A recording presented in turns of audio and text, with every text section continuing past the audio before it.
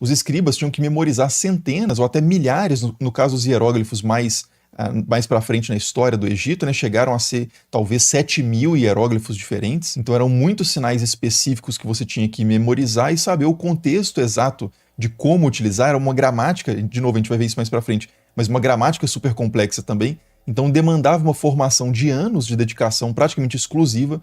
Então realmente era uma coisa que poucos podiam se dar ao luxo, né, ou ser colocado nessa posição para aprender esse ofício. Consequentemente, se você sabia escrever no Antigo Egito, né, se você era um escriba, você tinha acesso praticamente garantido a posições muito importantes ali em templos, palácios, cargos de administração. Essa classe dos escribas era realmente muito valorizada. Tem um texto, inclusive, conhecido como Instruções de Duaquete, né, do 2º milênio antes de Cristo, em que o autor diz o seguinte: veja, não há nenhuma profissão livre de supervisores, exceto a do escriba. Ele é o supervisor. E o texto ainda diz, né, nenhum escriba jamais ficará sem comida ou sem as coisas da casa do rei. Que ele viva, prospere e esteja bem. Claro que quem escreveu isso também foi um escriba, né? Mas de fato era um ofício realmente muito valorizado e pretendia até ter uma origem sagrada, né? Uma origem divina. Segundo algumas tradições, o deus Thoth, que é o escriba dos deuses, teria revelado essa arte divina aos humanos lá nos primórdios da formação do Egito. Mas enfim, então essas são as 3 primeiras formas principais da língua egípcia, né? Uma desenvolvida a partir da outra, mas tem uma 4ª forma muito importante também do egípcio antigo, que é bem diferente dessas 3 primeiras,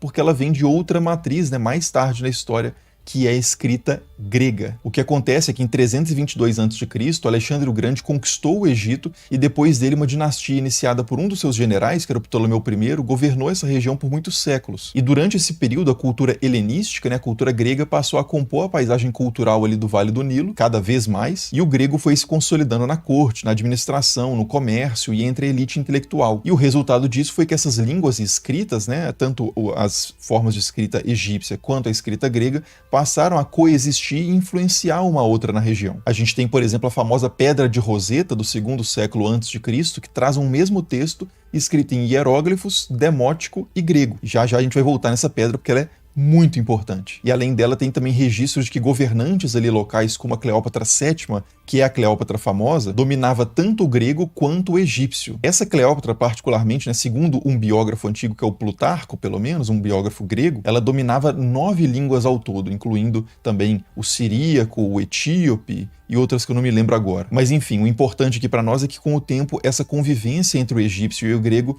resultou em algo novo, que a gente poderia dizer que é a 4ª forma importante da escrita egípcia, que é o copto. Os